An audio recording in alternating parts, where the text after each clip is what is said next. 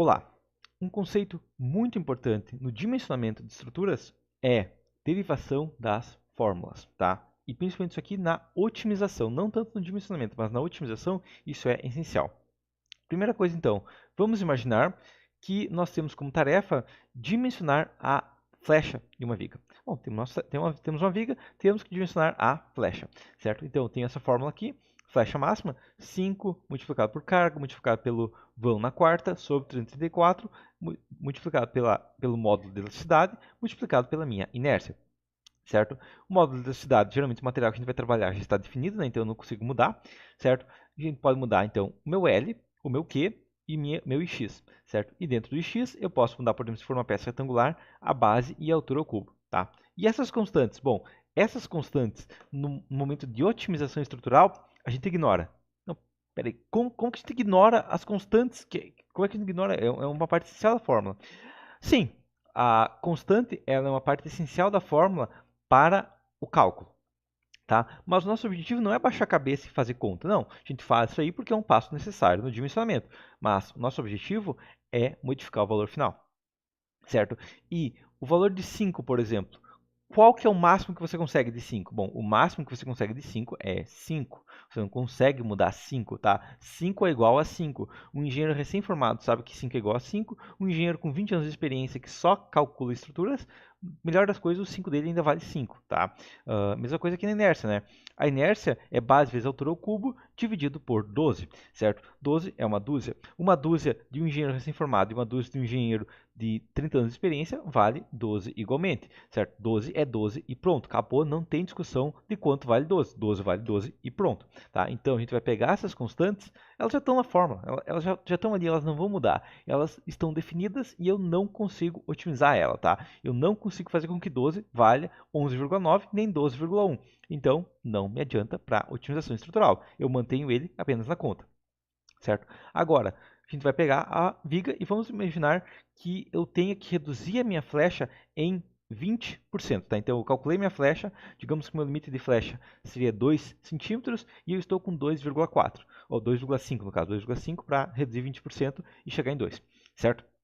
Bom, primeira coisa que eu posso fazer é a minha carga, né? Então a minha carga está aqui, se eu tenho que reduzir em 20%, bom, eu tenho que reduzir a carga em 20%. Certo? Então, uma possibilidade é reduzir a carga em 20% e eu reduzo a deformação em 20%. Agora, eu tenho uma outra parte da fórmula, né? Que é o meu L. Tá? O meu L, ele está na quarta, certo? Então, o que acontece? Que se eu reduzir reduzir o meu vão, certo? L é o comprimento, eu vou reduzir a flecha, e depois eu vou reduzir a flecha, depois eu vou reduzir a flecha, depois eu reduzo a flecha de novo. Ou seja, eu reduzo 4 vezes, certo? Então, se eu tenho que reduzir a flecha em 20%, eu tenho que ter 80, eu tenho que reduzir para 80%, certo? Elevo isso aqui na 1 quarto, porque é elevado na quarta, certo? E para reduzir a 1 quarto em 20% a flecha, eu tenho que reduzir meu vão em, subtrair 1 aqui e multiplico por 100, preciso reduzir meu vão em 5%, 5,4% já reduz a minha flecha em 20%. Então, eu posso reduzir a carga em 20% ou o vão em 5,4%, tá? Então, muitas vezes, uma pequena diferença de vão consegue reduzir drasticamente uma flecha, certo? Então, a gente tem que lembrar isso aqui. No dimensionamento de flecha, eu vi aquele L 4 vezes, tem L na quarta. Então, o que vai me ajudar muito na deformação é o L. Próximo, nós temos nosso módulo de elasticidade, só que o módulo de elasticidade já está meio que definido, né? Se a gente for imaginar que é concreto armado, até tem na fórmula que o FCK é uma variável que consegue aumentar um pouquinho a elasticidade, ou seja, reduz a deformação da estrutura. E o meu agregado graúdo até consegue reduzir um pouquinho ou aumentar dependendo do caso, tá? Mas aí é um caso bem específico, né? Que geralmente quando eu já estou calculando prédio, eu já defini o FCK e só estou calculando essa viga, certo? Então mudar o FCK por causa de uma viga é um pouco complicado, tá? E a última opção é minha inércia. Bom, a minha inércia tem o quê? A inércia tem, se for uma viga retangular, base vezes altura ao cubo. Base vezes altura ao cubo, opa, já está me dizendo alguma coisa. Eu posso aumentar minha base. Então, eu tenho que aumentar essa base aí para aumentar a resistência da peça em 20% ou reduzir a deformação em 20%. Então, dividido por 0,8, eu tenho que aumentar em 25% a largura da minha viga. Só que tem um problema. Se eu aumentar a largura da minha viga, se for uma peça de concreto armado, por exemplo, vai aumentar o peso consideravelmente, certo? Mesmo que seja uma peça de algum outro material mais leve, ainda tem um pequeno aumento de peso, certo? Então, aumentar minha base é uma opção? É, tem uma opção, mas vamos imaginar que isso aqui também aumentou a minha carga em mais 5%. Então, eu tenho que dividir isso aqui por 0,95. Então, eu já tenho que aumentar em 31% a seção, certo? Então, e aí vai entrar, digamos, isso aí já deu mais 0, já aumentou em 1% a deformação, tem que dividir por 0,99 e vai se tornar aí uma limitante. Certo? Na prática, eu vou ter que aumentar uns 35% na largura da viga para reduzir em 20% a flecha. Tem como? Até tem, mas não é tão eficiente assim, né? Aumentar tanto assim para uma pequena redução não compensa. Só que eu tenho aquela outra opção, né? Eu tenho a opção de aumentar a altura, tá? Então, por exemplo, eu tenho que aumentar a altura, eu posso dividir esse 0,8 por, digamos, eleva esse 0,8 na 1 terço, certo? Eleva esse 0,8 na 1 terço e eu vou ter o quê? Que para isso eu preciso reduzir então menos 1 vezes 100 em 7% a altura, certo? Então eu vou aumentar a minha largura em 35% ou a minha altura em 7%. É muito mais fácil aumentar a altura em 7%, né? E se eu tivesse uma viga de 50 de altura, multiplicado isso aqui por 50 sobre 100, eu teria que aumentar 3,5 cm. Então, uma viga de 50 aumenta para 55, já está sobrando, já reduziu mais do que eu preciso, certo? Então, a altura ela é muito importante na redução da deformação de uma viga. E como que eu sei disso? Bom, porque eu vim aqui na fórmula e olhei. Base falou uma vez. A altura ele me falou, aumenta a altura, aumenta a altura, aumenta a altura, entende? E eu tenho que aumentar 3 vezes. É muito mais importante aumentar a altura na fórmula de inércia. Certo? Então, sempre que possível, a gente aumenta a altura de uma peça para que ela ganhe resistência, ok? Agora, a gente consegue otimizar mais isso, tá? Por quê?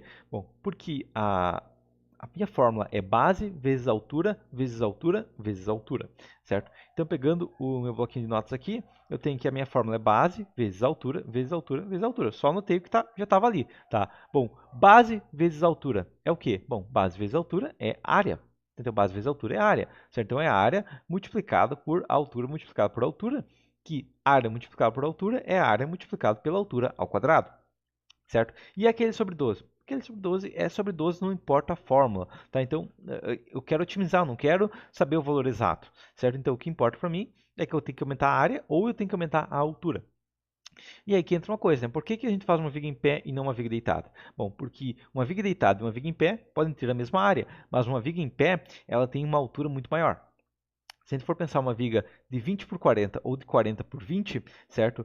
40 dividido por 20 é 2. Ele leva isso aqui ao quadrado. Então, uma viga de 20 por 40, ao contrário de uma viga de 40 por 20, é 4 vezes mais inerte. Então, ela vai deformar 1/4 do que uma viga de 40 por 20 deformaria. É uma diferença aí bem considerável, certo? Então, a gente faz uma viga alta e fina porque a gente quer reduzir realmente ali a gente quer reduzir a área, né? Porque a área é peso, então eu não quero aumentar a área, eu quero reduzir a largura e aumentar a altura, certo? Mantendo a área constante ou até reduzindo a área e aumento a altura ao máximo que for possível. Porque enquanto eu estiver aumentando a altura, eu estou ganhando resistência e inércia e vãos maiores, certo? Então aí é parte da fórmula da inércia, né? Quando a gente está pensando em vigas de ponto, por exemplo, é muito comum o formato de I, certo? Mesmo no concreto, apesar da maioria dos casos ser protendido, a viga I ela tende a ser muito eficiente, certo? Por quê? Porque ela tem muita, ela vai ter uma certa área, certo? Porém, todo o material está longe do centro, tá? E aí que entra um pouquinho desse sobre 12.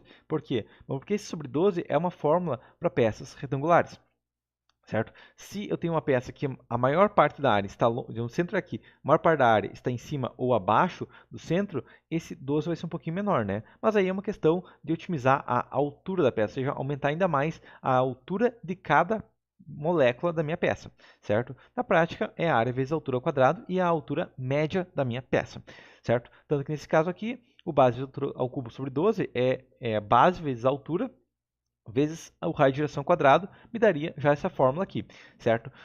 Aumento o raio de giração da minha peça, aumentando o material longe do centro, e também eu tenho um aumento aí da minha inércia, certo? Agora, isso tudo, a gente está pensando ainda em concreto armado ou peças em que o centro de inércia fica no centro da peça, certo? Isso é sempre o caso? Não, não é sempre o caso, tá? Então, essa mesma fórmula de área vezes altura ao cubo, quando a gente tem uma peça que não está, uma parte da massa não está no centro, é a mesma fórmula.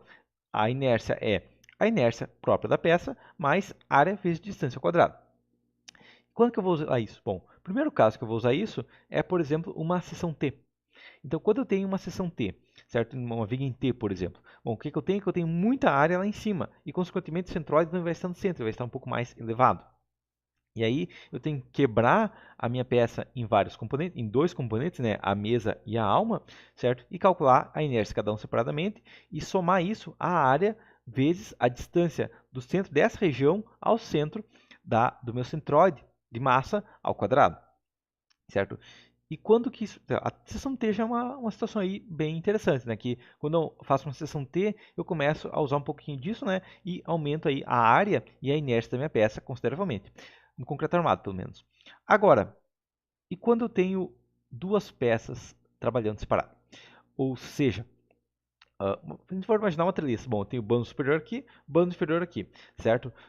Esses banzos, eles dão uma inércia considerável à minha estrutura, certo? Por quê? Porque eles, apesar de cada banzo ter uma inércia muito pequena, como eles têm uma distância entre eles considerável, eles dão um aumento de inércia considerável, tá? Vamos dimensionar agora só, para a básica, a inércia de uma treliça, certo? Então, vamos imaginar que eu tenho uma treliça, que treliça padrão aí, perfis Gerdau, né? Treliças aí bem comuns aí em obras pequenas, médio porte, né? Digamos, galpões pequenos aí, é muito comum utilizar esses perfis aqui da Gerdau, certo? Nesse caso, eu estou usando o perfil, tá? Só para dimensionamento, 150 com 3 milímetros de espessura. Ou seja, um perfil aqui que tem uma inércia própria dele no eixo fraco, ou seja, com o perfil deitado aqui e o perfil deitado aqui, um para cima e outro para baixo, eu tenho uma inércia de, no caso, 3 milímetros, 14,2 centímetros quadrados. Tá? Então, a inércia da minha peça é 14,2 do perfil de baixo, né, mais 14,2 do perfil de cima, então mais 14,2. Então a minha treliça, só pelos perfis, ela já tem 28,4 centímetros na quarta. Isso é importante? Bom, ajuda um pouquinho, tá? Mas agora, a gente tem outra parte da fórmula, né, que é área vezes distância ao quadrado, certo? Então, qual é a minha inércia nova? Bom, vamos imaginar que eu tenho uma treliça que entre eixos dos perfis eu tenha 75 centímetros. E eu vou calcular a inércia do ponto de inércia, do ponto central da peça. Então, eu vou somar aqui agora mais a área do meu perfil. Tá? Então, a área do meu perfil aqui, 150, é igual aqui em centímetros quadrados a 5,71 centímetros quadrados. Então, 28,4 mais 5,71 em cima, mais 5,71 embaixo, mais 28,4 mais 5,71 vezes 2, tá? E multiplicado pela distância quadrada, distância do centro até o topo. Então, é multiplicado por 75 dividido por 2, né, porque até o centro apenas, elevado ao quadrado. Então, as minhas peças, meu material do aço em si ali, me dá uma inércia de 28,4. Agora, combinado ao mecanismo de treliça, qual que vai ser minha inércia? Ao invés de 28,4, vai ser 16.000.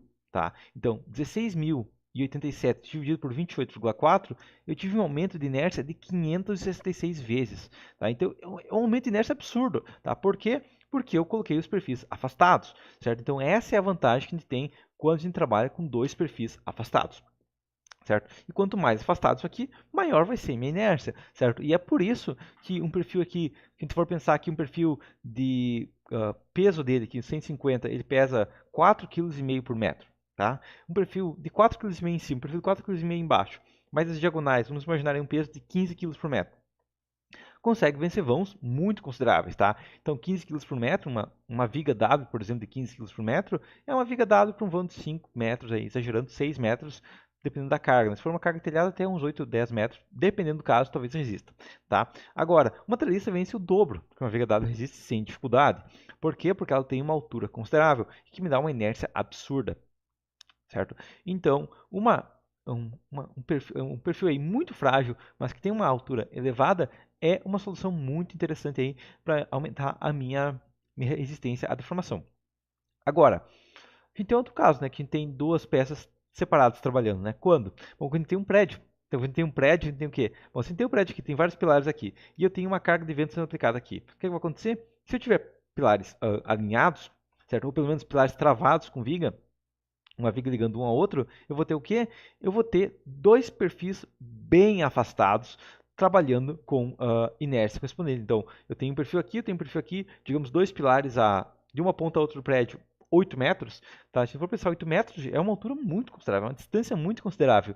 O que eu consegui fazer para fazer com que eles trabalhem unidos, eu vou reduzir muito a deformação da minha estrutura, certo? Então, como que eu consigo fazer um prédio de 60 metros de altura apenas com pilares, sem uma estrutura específica de contraventamento? Bom, eu coloco os pilares, apenas os pilares, e eu coloco vigas rígidas ligando um pilar ao outro, de maneira que elas consigam transferir momento do setor, e assim eu dou uma inércia muito elevada na minha estrutura, tá? Por quê? Porque o que vai me dar inércia não é em si a seção, não é o volume de material, não. O que me dá inércia é a distância ao quadrado, que fez com que o materialista ganhasse 500 vezes na inércia, certo? Então é essa capacidade aí que a gente faz de aumentar a largura de uma peça, aumentar a distância entre as peças, que me dá uma inércia muito considerável, certo? Quanto maior a distância, maior a inércia, tá? Isso que vale para todas as outras formas, né? A gente pode fazer a mesma análise, por exemplo, para o módulo da seção, ou seja, a resistência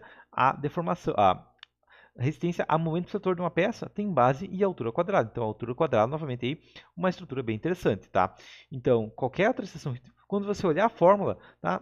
Não dá para olhar as constantes. Não, as constantes são, vou olhar a constante aqui para saber quando for calcular qual que é a constante. Agora, o que você precisa tomar atenção é as variáveis, certo? E como que cada variável altera a estrutura, certo? Então, quando eu vi esse aqui é o cubo, opa, é a altura que eu preciso. Quando eu vi esse L na quarta, eu pensei, opa, qualquer redução de vão aí me ajuda muito na flecha, certo? E é sempre olhando isso. Quais valores aí estão repetidos? Bom, o L está repetido 4 vezes, então ele é muito importante. O Q está aqui uma vez, então ele ajuda também, certo? Então, olhar a fórmula, pegar as variáveis e se focar nas variáveis é o que permite a otimização estrutural, beleza? Então seria isso. Até a próxima.